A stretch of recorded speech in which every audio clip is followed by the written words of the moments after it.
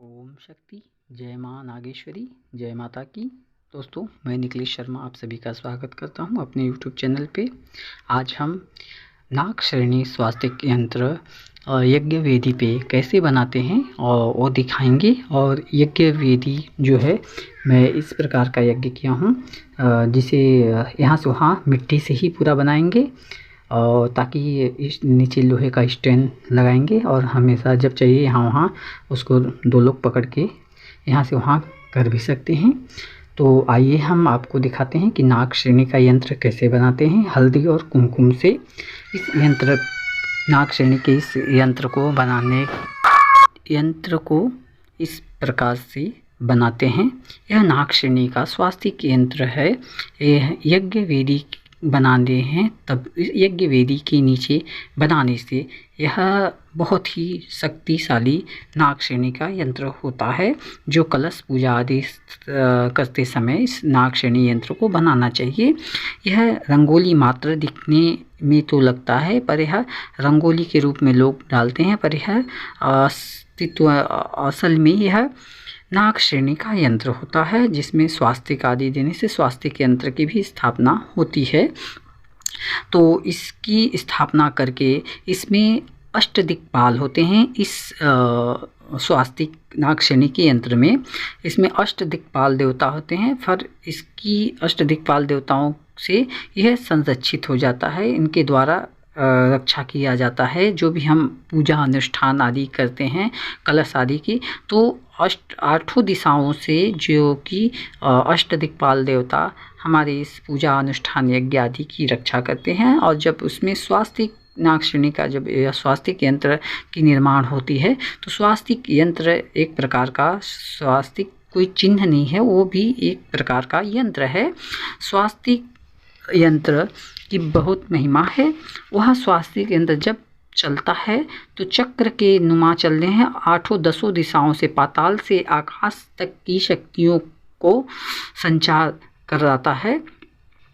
आकाश से पाताल की शक्ति को खींचकर इस यहाँ की ऊर्जा वहाँ की ऊर्जा यहाँ तक पहुँचाने की क्रिया करता है। तो इस यंत्र भी इस प्रकार से जो हम बना रहे हैं, इसे आप देखें, और बहुत सिंपल यंत्र है, कोई इसमें विशेष ये नहीं है। यहाँ पे स्वास्तिक आदि बनेंगे और यहाँ पे आठों दिशाओं में अष्टदिक्पाल देवताओं के लिए होता और नवग्रह की पूजा। अब यह यज्ञ ये तो स्वास्तिक यंत्र हो गया। इसके ऊपर हम यह जो नीचे है यहाँ पे टाइल्स रखे हुए हैं। टाइल्स के ऊपर, क्योंकि हमें यह जो कि बार बार हवन तोड़ना ना पड़े, टूटता है, मिट्टी का हवन होना चाहिए, भूमि पे रहना चाहिए, और मिट्टी से बना हवन बहुत श्रेष्ठ अच्छा माना जाता है। तो हम लोहे और तांबे की इसमें करते थे, लेकिन यहाँ टाइल्स आदि नीचे लगी, तो इसी कारण से ताम्र के हवन कुंड में हवन कर रहे थे। और जहाँ नाग शक्ति पीठ थी, तो वहाँ पे भूमि पे ही बना हुआ था, अच्छे से बनाए थे, पर वहाँ नहीं हो पा रहा हुआ, वहाँ से माता का निकाला गया है। तो इसके लिए यहाँ पे पुनः हम इस विधि से नाग श्रेणी यंत्र को बिठा के उसके ऊपर यज्ञ की वेदी का निर्माण करेंगे, जिसमें हवन यज्ञ आदि करेंगे। तो उसकी ऊर्जा आकाश से पाताल तक जाएगी और हमें एक प्रकार की बहुत सारी शक्तियों का संचार करके हमें शक्ति प्रदान करेगी, और समस्त दुष्ट शक्तियों से हमारे यज्ञ की रक्षा करेगी। इसमें अष्टदिक्पालों द्वारा रक्षा रहेगा। नाग देवताओं और गणेश गौरी की पूजन आदि भी करते हैं, और इसकी विधिवत पूजा करते हैं। और पूजा करने के बाद इस पे यज्ञ का निर्माण करेंगे। जो वेदी है, यज्ञ की वेदी, यज्ञ वेदी निर्माण होगी। तो यहाँ पे हम कुमकुम हल्दी से ही इस यंत्र को बनाएंगे। हल्दी आदि से इस प्रकार से आप बनाएं, करें।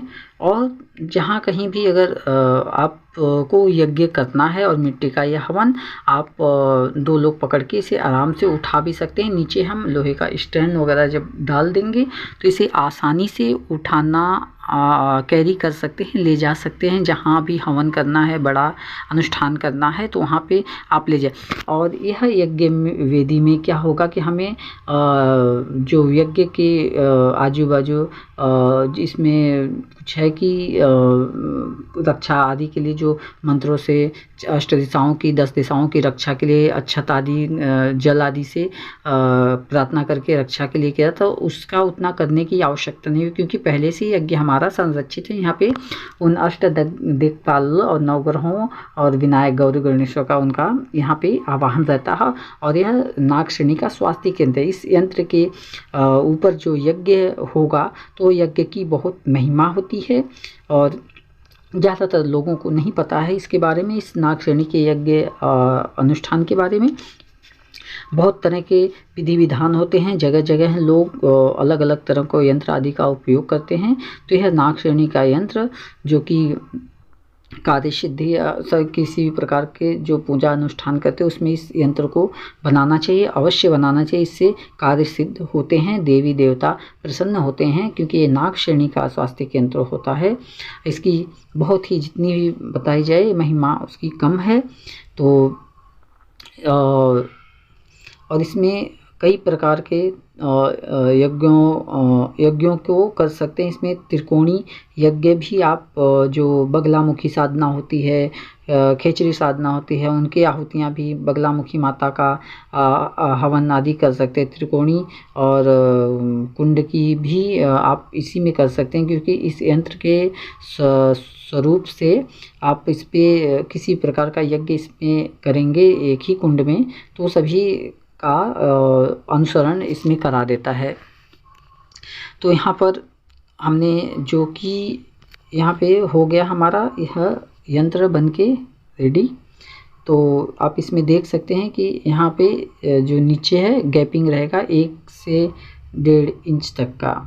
अब आप यहाँ देख सकते हैं कि हम अब इस यंत्र की नाग श्रेणी का जो यंत्र है स्वास्थ्य यंत्र, इसकी पूजा करने के लिए हम बैठे हैं।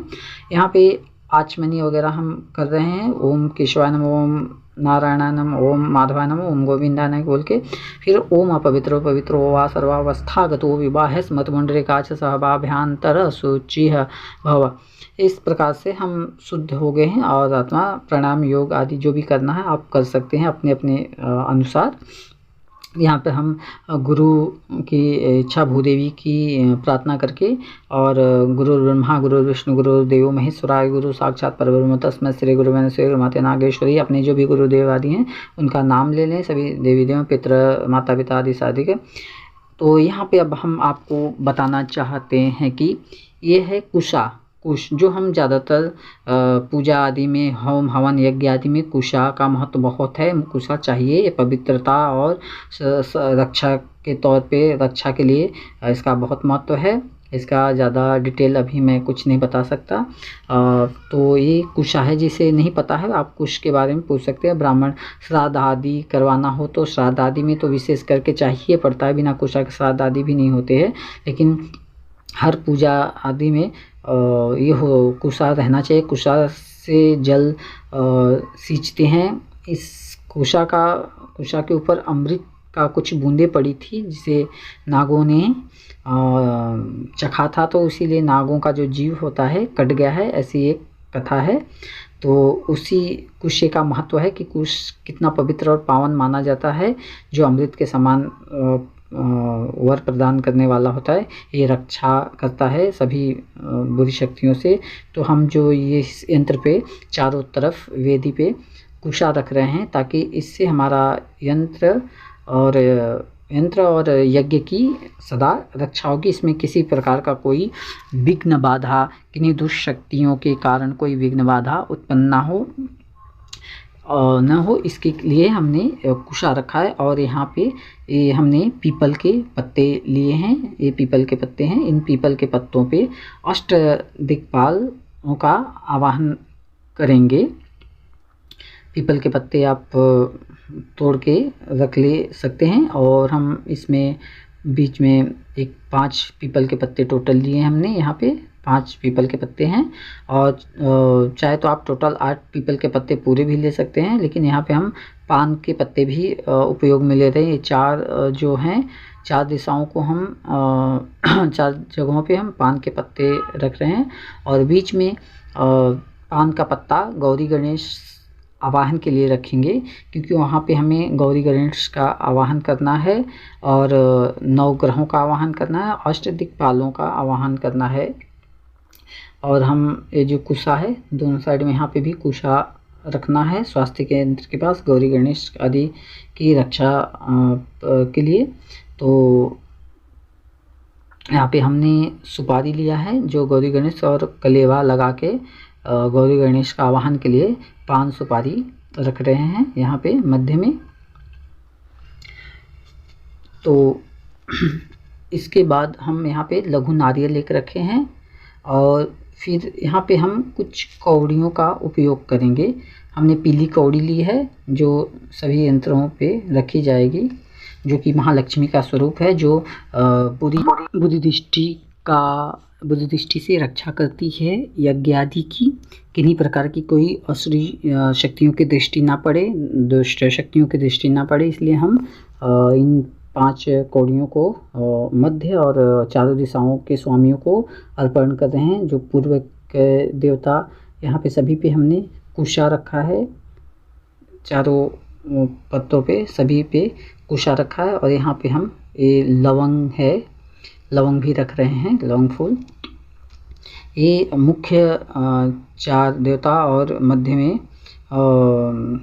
पाताल और आकाश को की शक्तियों का निरंतर रक्षा करने वाले टोटल 10 दिशाओं के रक्षक देवता होते हैं, जो आकाश और पाताल के। तो वहाँ पे उसके लिए भी हमने मध्य में रखा हुआ है।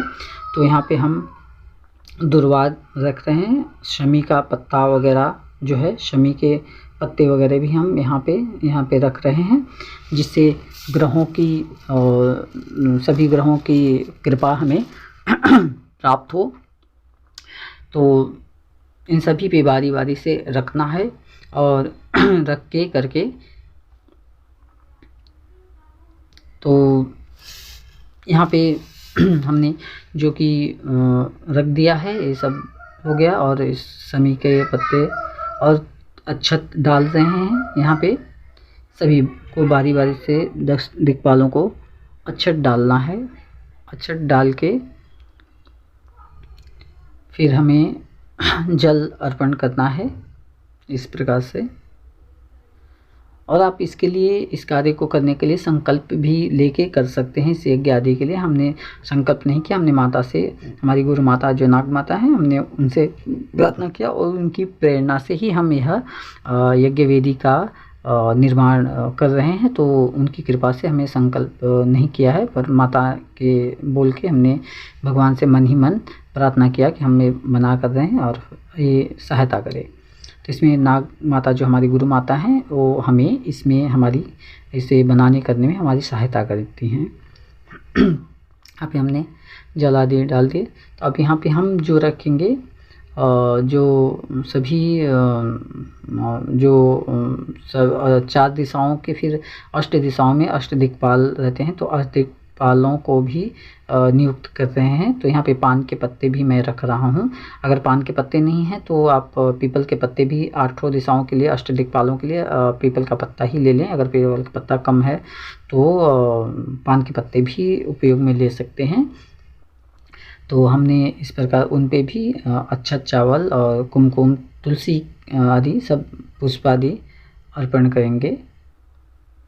और यहाँ पे फिर भगवान को गौरी गणेश का आवाहन किए है करके उन्हें आचमनी भोग आदि जो भी होता है, हम सब उन्हें हरिद्रा कुमकुम आदि सब उन्हें अर्पण कर रहे हैं। तो गौरी गणेश बुलाने का भी है, आपको अपने भाषा में भी बुला सकते हैं। ओम श्री गौरी गणेशाभ्यां नमः। आमितौ स्थापयामि तव वाहनाथे अक्षतं समर्पयामि आगच्छ। भगवान का आवाहन हो गया गौरी गणेश का यहाँ पे। फिर उसके बाद ओम श्री आदित्याय नवग्रह देवताभ्यो नमो तवाहमि तव स्थापयामि आवाहनाथ अक्षतं समर्पयामि। ओम श्री नवग्रह देवताभ्यो नमो नमः आगच्छ। नवग्रहों को भी आवाहन कर लिया। इसके बाद यहाँ पे अष्ट दिक्पालों की आवाहन करेंगे। ओम श्री अष्ट दिक्पाल देवताभ्यो नमो नमः तवाहयामि तव स्थापयामि आगच्छ। तो अक्षत चावल लेके यहीं पे एक ही स्थान पे अष्टदिक्पाल को, नवग्रहों को और गौरी गणेश को, प्रथम गौरी गणेश को बुलाना है, फिर नवग्रह, फिर अष्टदिक्पाल का आवाहन करके यहाँ पे सभी को अर्घ्य आदि सब हम समर्पित करेंगे। इसमें यहाँ पे लाल पुष्प, गेंदे का आदि जो भी पुष्प आपके पास अवेलेबल है, आप उन पुष्पों को ले सकते हैं, उन्हें अर्पण करें देवताओं को। यहाँ पे आप फल और शुरुआत करने से पहले आपने ध्यान नहीं दिया, हमने वीडियो में उतना नहीं दिखाया था क्योंकि शॉर्ट करना पड़ता है वीडियो का पूरे विधि करने के 1-2 घंटे 1.5 घंटे का पूजा ये है। तो पहले दीप जलानी है, घी का दीप आप जला सकते हैं। हमने यहाँ पे यंत्र के बाजू में ही देखिए दीप रखा हुआ है। प्रथम दीप प्रज्वलित करना है, फिर आचमनी उचमनी करके हमें शुद्ध हो जाना है, आत्मा शरीर सब प्राणायाम आदि करके शुद्ध होके फिर ये सब वेदी पे पीपल पत्ते आदि हमने रखना है। रख के फिर गौरी गणेश का आवाहन करना है। प्रथम बताया कैसे करना है, आप चाहे जैसे आपको आता है वैसे कर सकते हैं, अपने भाषा में भी बुला सकते हैं। उन्हें आते हैं देवता, प्रेम से श्रद्धा से आप बुलाओगे तो भगवान जरूर आते हैं और कार्यों को देखने करने और सफलता प्रदान करने के लिए। तो यहाँ पे आप धूप दीप नैवेद्य भी दे सकते हैं, आप फल आदि भी दे सकते हैं, नहीं है तो भी चलेगा, पर पुष्प आदि धूप दीप आदि तो दे सकते हैं उन्हें इस कार्य के लिए। तो हमें गणेश जी को जो लाल रक्त पुष्प पड़ा है तो हमारे पास अवेलेबल है, तो हमने रक्त पुष्प आदि सभी ग्रहों देवी देवताओं को, अष्टदिक्पाल और ग्रहों को दे रहे हैं और विनायक गौरी गणेश को भी यहाँ पे हम दे रहे हैं। तो इस यंत्र को करके इसके ऊपर यदि जब हम हवन कुंड बनाते हैं, हवन कुंड बनाने की प्रक्रिया और भी लोगों की अलग अलग थोड़ी विधि है। जैसे मार्जन करना रहता है, कुशा से मार्जन करते हैं, ज़मीन को शुद्धि करते हैं। तो यहाँ पे हम मार्जन वगैरह नहीं करते, हम डायरेक्ट से नाग श्रेणी के स्वास्थ्य यंत्र पे ही चारों तरफ से जो कुशा है वो सब हमने डाल के इसमें रख दिया ताकि मार्जन वर्जन करने की कोई ये नहीं पड़ेगी आवश्यकता। और यह यज्ञ हमारा उठा के कहीं भी हम ट्रैवलिंग कर सकते हैं। इसको उठा के यहाँ से वहाँ 2 लोग पकड़ के ले जा सकते हैं, आराम से रखना थोड़ा है। नीचे लोहे का स्टैंड बनाएंगे, वो भी हम बाद में आपको कभी दूसरे वीडियो में डलाएंगे क्योंकि वीडियो बहुत बड़ा हो जाता है, लंबा हो जाता है। तो यहाँ पे हमने सभी देवी देवताओं को जो है कि तुलसी पत्र आदि सब दे रहे हैं। और इसमें वॉइस भी अलग से हमें डालना पड़ रहा है इसलिए क्योंकि हम जब बनाते तो वहाँ पे बाहर के साउंड वगैरह बहुत आते हैं, तो इसमें हम जो बोलेंगे तो क्लियर सुनाई नहीं देगा, इसीलिए अलग से वॉइस डालना पड़ता है, डबल काम भी पड़ता है। तो यहाँ पे हमारा वो सभी देवगणों को पुष्प आदि, अक्षत आदि, हल्दी कुमकुम आदि जो है हमने सब उनको अर्पण कर दिया है। अब यहाँ पे धूप अर्पण कर रहे हैं। धूप के बाद दीप जला है, दीप को मन से ही उन्हें दिखा देते हैं तो अर्पण हो जाए, धूप दीप हो जाएगा। फिर भोग आदि में उनको अक्षत जो भी है आप प्रार्थना से दे सकते हैं, कर सकते हैं, नहीं है तो भी चलेगा। भगवान को थोड़ा मीठा कुछ शक्कर वगैरह है तो भी चलता है। तो इस प्रकार से और ये माता के स्थान पे है तो यहाँ पे कुछ टूटी फूटी आदि कुछ हो भी जाते हैं तो कोई इसमें ये नहीं रहता है। तो जो है कि गोबर से लिपाई होती है, जो यज्ञ बनाने की विधि है, कुशा से मार्जन करते हैं, फिर उस पर उसके कुश के जो जड़ होती है उससे करने का कुछ प्रावधान है यज्ञ वेदी बनाने का, नवीन यज्ञ वेदी के लिए सब विधि रहती है। तो हमने अगर आप इस प्रकार से यंत्र निर्माण करके उसके ऊपर अगर यज्ञ बनाते करते हैं तो उसकी अपार महिमा है, अपार शक्ति का संचार होता है, अपार शक्ति का भंडार इसमें भरा हुआ है इस यंत्र के ऊपर जो यज्ञ होता है। तो इस यज्ञ की इस यंत्र के ऊपर यज्ञ की वेदी पे किए हुए यंत्र से जो ऊर्जा निकलती है वो ऊर्जा बहुत ही पावरफुल होती है और हम जो भी यज्ञ आदि करेंगे वह पूरे और जो सोच से हमारे कार्यों में सफलता प्रदान करेगी। तो और पर इस यंत्र को निर्माण आदि अगर कोई करते हैं साधक या अथवा, तो गुरु आदि की आज्ञा से ही इस यंत्र को करें कि हर कोई इस यंत्र को स्थापना करने से पहले गुरु हो या कोई, उनसे आज्ञा पूछना चाहिए, करना चाहिए, क्योंकि नाग श्रेणी का स्वास्तिक यंत्र है। तो इसमें करने से पहले अगर किसी से पूछ के और आज्ञा लेके करते हैं तो इसका फल मिलता है। और ऐसे भी आप करें तो इसमें कोई दोष आदि नहीं, लेकिन फिर भी पूछने से करने से करते हैं तो बहुत अच्छा रहता है, इसका प्रभाव अच्छा रहता है, क्योंकि गुरु की इच्छा, जाने अनजाने बहुत सारे गुरु हैं रहते हैं जिससे जो भी शिक्षा लेते हैं तो उनका अनुसरण करना चाहिए, उनसे हमें जो है कि पूछना करना चाहिए, फिर उसके बाद हमें उनकी अनुमति लेके इनका निर्माण करना चाहिए। तो यंत्रराज हैं तो इनको आप देखिए, इस प्रकार से हमने सब धूप दीप आदि दे के जो है कि यहाँ पे कर्पूर आदि जला के कर दिए हैं। यहाँ पे इनका हो गया। इसके बाद हम इसके ऊपर जो है कि यंत्र के ऊपर ही फिर हम बीट आदि लगा के बनाएंगे। और आगे का आप जो वीडियो है, आप आगे का वीडियो देखने के लिए जो हम यज्ञ कुंड कैसे बना रहे हैं मिट्टी का, हमारा वो दूसरे पार्ट में डालेंगे, क्योंकि यही वीडियो बहुत लंबा हो गया है, तो इसके लिए हमने वो अलग से बना है। तो आप को अगर यह वीडियो का अगला पार्ट देखना है तो आप हमें लाइक से सब्सक्राइब करें और आगे का भी वीडियो देखें। कुंड यज्ञ हम कैसे तैयार करते हैं, यज्ञ वेदी जो कि कुंड किस प्रकार से बनाते हैं, पूरी मिट्टी से ही बनाएंगे, ताकि उसमें फिर गोबर से उसकी लिपाई होगी, उस पर नाग और योनि मुद्रा भी बनेगी और नाग भी बनेंगे, क्योंकि हम जो है कि यज्ञ नाग श्रेणी का यंत्र से, तो हम नागों के ज़्यादा पूजा पाठ आदि करते हैं, तो नाग यज्ञ के रक्षा के लिए रहते हैं हमारे। तो हम यहाँ पे नाग देवता की प्रतिमा यज्ञ के ऊपर बनाते हैं। तो आशा करते हैं आप सभी इसको ज़्यादा से ज़्यादा भक्तों में शेयर करें, ताकि हर कोई इसका लाभ ले सके। ये देखिए, इस प्रकार से हमने यहाँ पे सब कौड़ी वगैरह डाल के है यज्ञ निर्माण किया है। यज्ञ विधि से स्वास्तिक शुभ नाग श्रेणी का स्वास्तिक यंत्र। तो आप सभी इससे ज़्यादा से ज़्यादा भक्तों में शेयर करें, ज़्यादा से ज़्यादा लोग इसका लाभ लें और इस यंत्र का भी महिमा बढ़े और यंत्र राज की भी कृपा हर कोई प्राप्त कर सके। ओम शक्ति। जय माँ नागेश्वरी, जय माता की। और माता सभी का कल्याण करे। यदि किसी को इस यंत्र के बारे में कुछ पूछना वगैरह है, कोई आप इसके बारे में साधना, इस यंत्र के बारे में, यज्ञ आदि के बारे में कुछ अगर गलतफहमी या नहीं समझ में आया, तो आप हमसे संपर्क कर सकते हैं, हमसे पूछ सकते हैं, हमारे नंबर पे व्हाट्सएप पे या मैसेज कर सकते हैं, तो हम इसके बारे में बताएंगे। अगर किसी को कुछ नहीं समझ है इसमें, अगर कुछ पूछना है, कन्फ्यूजन हो रहा है तो आशा करते हैं आप सभी को यह वीडियो पसंद आई होगी इस यंत्र के बारे में।